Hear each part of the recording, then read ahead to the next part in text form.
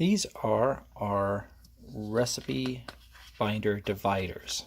This is a very sturdy, solid piece of paper here, just the right thickness, not like super sturdy, but just sturdy enough so that it really holds up well. They've got a mylar coating on the edges there, so it doesn't get grease on it.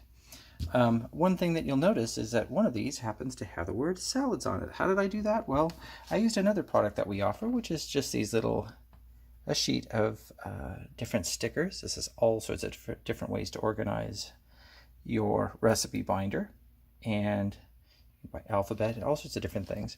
And we offer this as another feature. So the dividers are available for half page or full page recipe binders. So you'll want to get the big ones or the small ones, depending on your binder.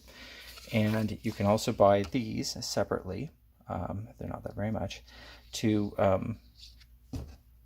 properly label your recipe binder. You can also stick these over existing recipe card dividers for a recipe box, by the way. So if you don't like the divider labels that come in your recipe box, you can use them there as well.